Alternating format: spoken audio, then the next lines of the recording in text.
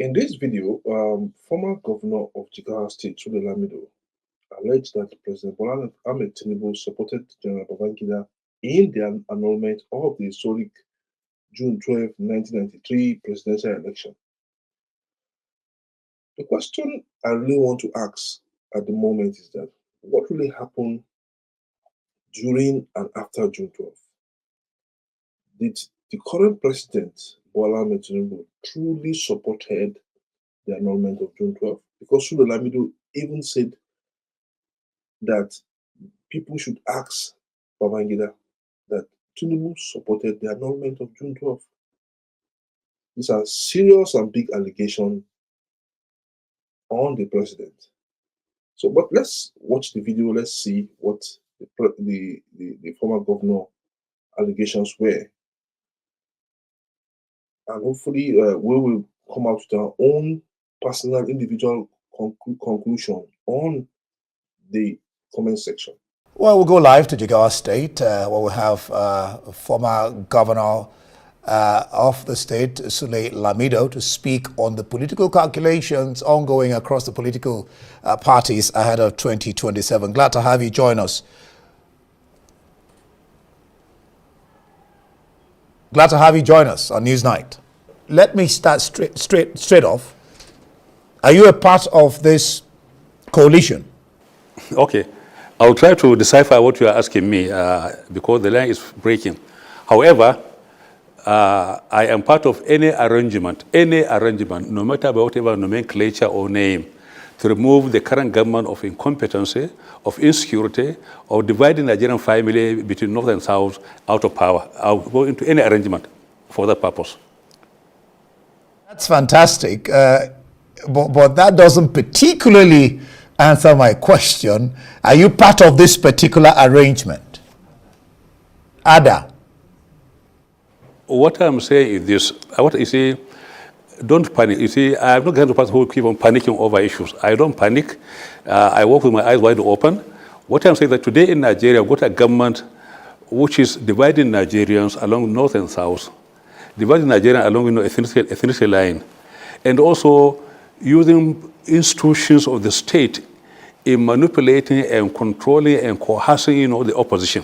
For instance, I just saw a program now of the governor of Akwa Ibom, and when I saw him speak, I just pitied him because he's somebody who 2 years ago was unknown in Nigeria, unknown by anybody, who was then honored and dignified by PDP and made a governor. See him talking now, renouncing his own history, his own tradition, his own legacy. It's just a pity. So to me, coming from the old generation, I'm not really frightened by the way the current generation is moving around. So to me, any arrangement, I will be part of any arrangement of any chemistry, any configuration, whatever you may call it, if it is going to remove this government out of power, because the government for the first time in Nigeria is now a government not for Nigeria, but then for a political party. The entire government today in Nigeria is not for Nigeria, it's for political party. I mean, how do you imagine the president holding political party function of the APC in the villa, a very, very sacred place, which is the seat of Nigerian power for all Nigerians, holding party function in the villa. So you could see how low we have sunk. You could see how really the country is literally gone under Tinubu. So again, I will be part of any arrangement, anything which is going to make sure that this party is fresh out of power. I'll follow that.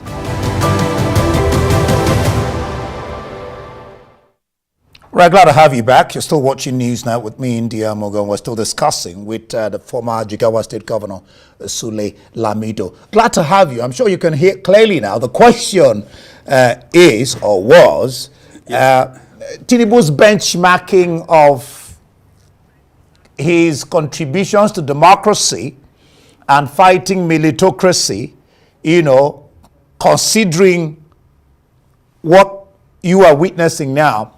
What sense do you make of his Democracy Day and that speech and what I've just said?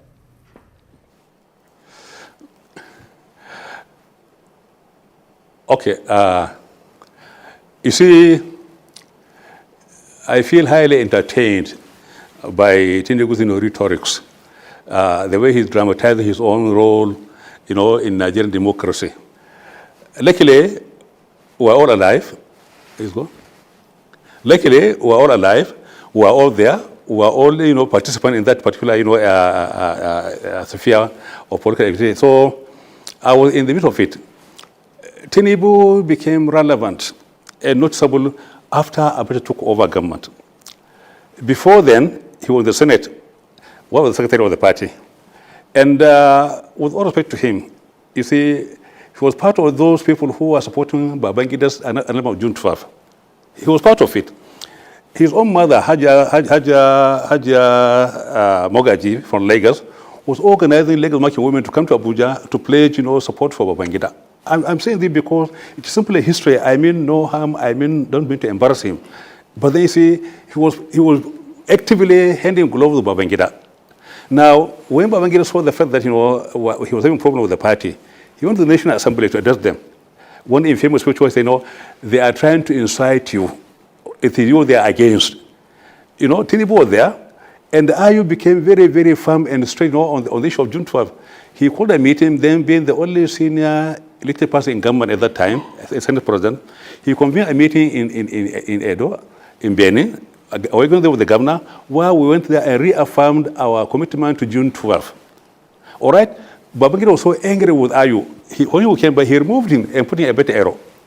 He put him there so that, so that they can be aligned to Babangida, political kind of machinations. So when Tinubu today, after being a general president, decided to rewrite history, trying to maybe deconstruct history and then rewrite it, then it is very, very amusing because he was part of the Babangida support of June 12. He was part of it.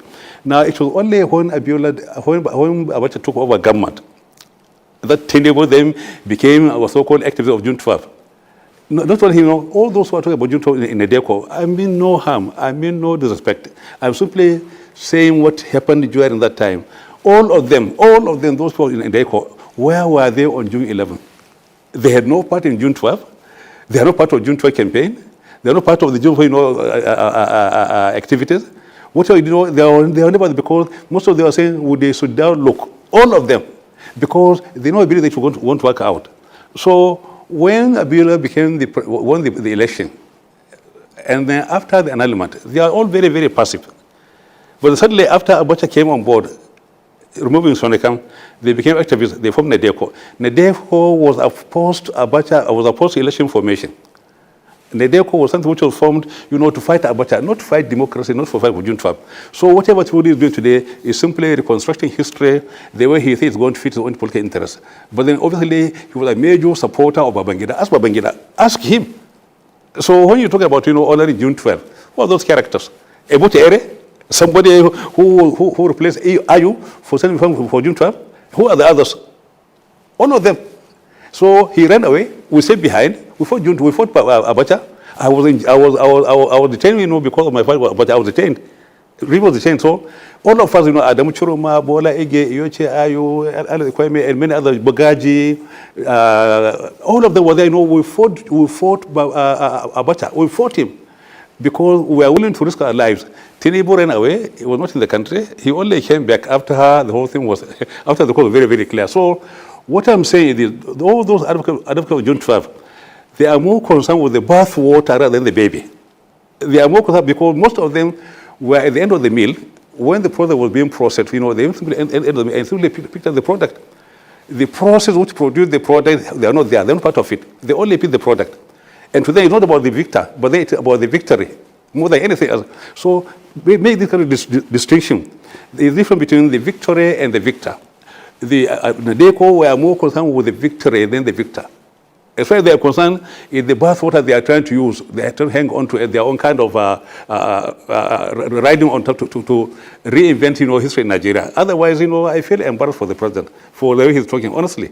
Ask anybody. Go ask anybody. We're all there. Ask Ayu, ask Gerigana. They're all there. Ask Rangiwa. So, what is happening today in Nigeria is simply something very, very laughable.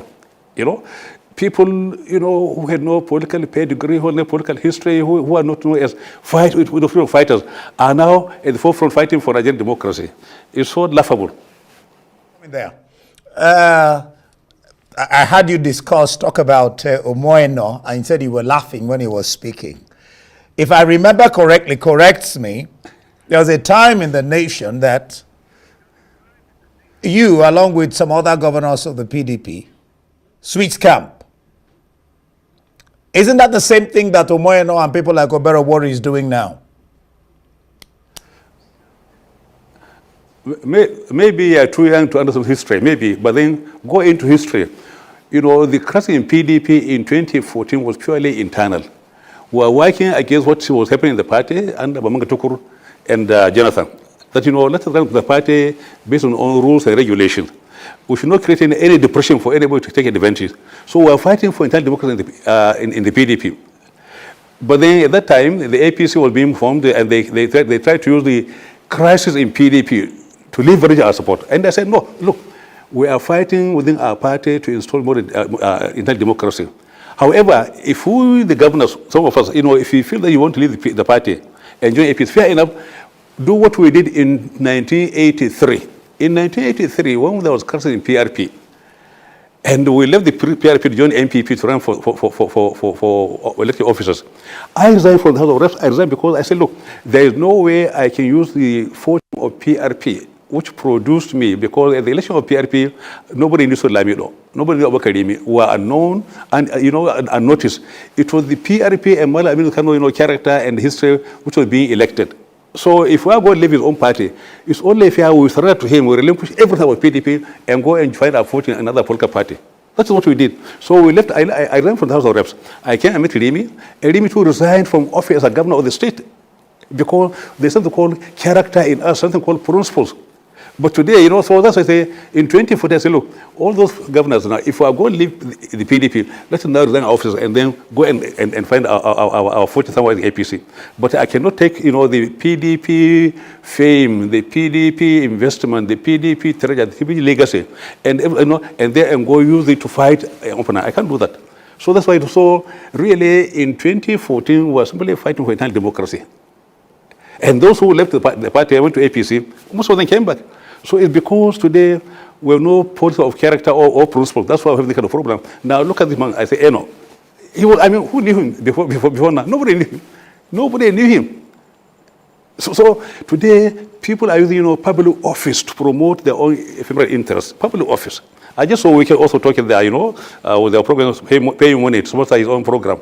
And I look at the way, and I just love, you know, the way he was talking, he was posing, you know, in the office talking. So if you remove, you know, this man, you are now showing me, if you remove that office from him, the governor of Akwa Ibom, remove the office, he'll become nobody in Akwa Ibom. Nobody. The same thing, if you remove the office, he's holding as a minister, remove him, he'll become an ordinary person like me. So you see, what I'm saying, if there is something called character and honor and the principles in politics, you know, people, if people are going to change their own political party, they should please relinquish whatever the party gave them and go there and join as individuals, you know, as ordinary people. But when you carry the aura, the authority, the paraphernalia of the office into opposition to fight what made you, that is utterly immoral. So during our own time, I say, no, if we are leaving PDP, let us resign. When they failed to, I say, fine, I'm not going. I'm willing to resign as a governor, just, you know, if I'm going to join APC. I wasn't willing. But then my colleagues say, no, they will not resign. So today you have got, you know, a politics, you know, where there is no character, where there is no depth, where there is no honor. That's the problem. Let me ask you a very direct, simple question. With what is happening, the coalition, is PDP dead? PDP is not dead because it cannot die. PDP is the APC. Look at, are you saying Akwabi is dead? Is he dead? Isn't he PDP? This man they are calling Eno, isn't he PDP? Is he dead? So look, there is no APC minus, there is no APC minus PDP. We are not dead. We are everywhere. That's why, you know, people are coming to us. That's why they are doing us. In the entire APC, it's only Adam Shimole and Tinubu who are APC. All others were all PDP. I mean, Adam was chairman, was ADP, was PDP, Ganduje, Hong Kong. I mean, anybody today in APC is PDP. So we cannot be dead, because if we are dead, then the APC is dead. If we are dead, then APC is dead, because you're using dead people. Well, your analogy seems to be flawed because as far as I know, and Nigerians know, the Senate president is in APC and they welcome Governor Ono to APC. But let me just ask you this question. In 2023, you voted for a northern candidate. Another candidate, Atiku, when it was, the issue was southern, the pendulum. No. With all respect to you, please, with all respect, don't bring dichotomy of North and South into my politics. You know me very well. I don't believe in North or South. I believe in Nigeria. Because Nigeria has given me everything. So when I was voting in 2023, I was voting my candidate called PDP. I was voting for PDP, not for Atiku. PDP, the Nigerian party, PDP, which has put a candidate, not because I'm voting a Southern or Northern, no. Go to my history. I voted Azukwe in 1983. I voted Abiola against Topa. So I've been consistent. It is you who is simply using today's, maybe temperature to judge yesterday, who is making the comment say, your logic is flawed, your argument is flawed, not mine. Okay.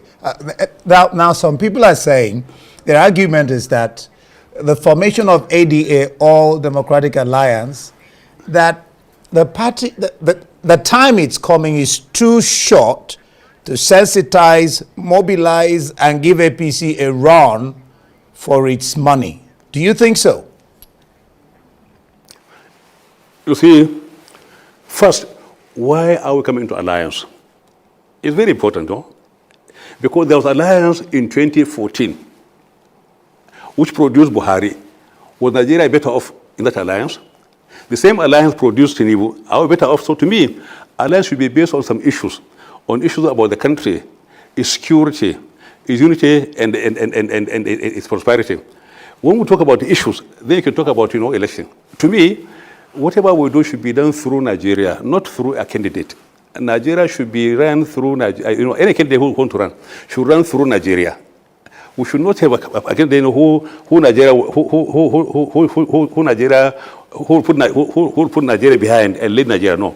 So to me, the coalition I'm talking about is not similar to that we had in 2014. A coalition of anger, a coalition of revenge, a coalition of hatred, a coalition of nothing but ambition. That's what we had in 2014, and that's why the country never gained out of it, because the entire country was left behind, and the ephemeral took over. The interest, the emotion, the vengeance, the revenge, the hatred, and they took over. So what I'm saying, we are going to coalition now, but then the coalition should be based on some issues which the APC have brought on board. Issues which you are used in 2014, but then which were failed. Therefore, the issues first of national unity is very, very important, because today Tinubu is using his own office to divide the North and the South. Talking about this Tranqueros, this southern road, and then using the carrot in the protest, to support them in terms of patronage, using coercion, blackmail, like it to Okowa, threat, and everything. So you see, we're having a country being run by an emperor who has no level to how far he can go down. He can sink to any level, so long as he attained what he wants. So to Tinubu, it's not about Yoruba. It's not about Yoruba. To Tinubu, it's about him and him alone, his own interest. And whoever is going to play his own role, who's going to do his own bidding, he'll bring him. I've been saying so. It's not about Yoruba. All the Yorubas in APC today, in his government, are his own boys who are going to do his own bidding. No more, no less. And therefore, if a Yoruba man, from the south, not his own bidding, he's willing to go and bring somebody from the southeast, or even from the north, so long as we are going to do Tinubu. So Tinubu is behaving like the emperor he is. And unfortunately, he used the psychology and mentality of Lagos, of governing Lagos to govern Nigeria. He came from a very tiny state called Lagos, which was a very small thing, applying the same philosophy, in running Nigeria, which means privatizing the country, making it personal, an industry for him and him alone. That's the problem we're facing. And that's why issues of, national unity, economy, security are all abundant. Just before we let you go, you just mentioned... You just mentioned security there. Huh? Just before we let you go, you mentioned security there. What's your sense of the security situation in the country? What was it, what was it in 2007 under Jonathan? What was it in 2013 under Jonathan? What was it? And then when APC came, to this their own coalition to form APC, what were the issues they raised? They talked about security in Nigeria in 2014. They talked about the economy in Nigeria. They talked about corruption in Nigeria. These were the issues they used to hoodwink Nigerians, isn't it? Fair enough. Now we're flushed out of government. Just lost the election. Fair enough. Now we had today Saints, Tinubu and Buhari, who are now our leaders. Now are we better off? Are we better off than we were under Jonathan? It's all a ruse. So the issue they propagated in 2014 are the issues they have failed to address, and the issues they even compounded. So now they was for it. And it's a fact. Okay. Former Governor Sule Lamido, just a very quick one. There is some section of the Nigerian society who have a grouse against recycling leaders over time, leaders like you. That is high time, no offense, leaders like you should, take a back bench so we can begin to have new leaders, new ideas with a service mentality, unselfish, that can take Nigeria to, if you like, El Dorado. I agree with you 100% because what do you see in Buhari after recycling him? What do you see in Tinubu after, so the Nigerian youth are simply reacting based on what they've seen through Buhari and Tinubu. They say, look, these elders, if it's all about, people like Buhari leading us as leaders, people like Tinubu don't want you. So they are right because they feel, highly disappointed by Buhari and Tinubu. So it is people like Tinubu and Buhari who have brought this kind of problem to us with the elders because they fail to meet up with the demand of the youth in terms of expectation. They told their propaganda of lies. They told their lies. We'll do this for you. We'll do this for you. And told their lies. And the youth believed them. Now, Buhari been there for 8 years. A disaster. Tinubu, good God save us. So the youth are right because they are seeing who the elders through the eyes of Buhari and Tinubu. They are right. We'll leave it there. Former Governor of Jigawa State, Sule Lamido, thank you for being on the program. Newsnight, according to you, any alliance will do.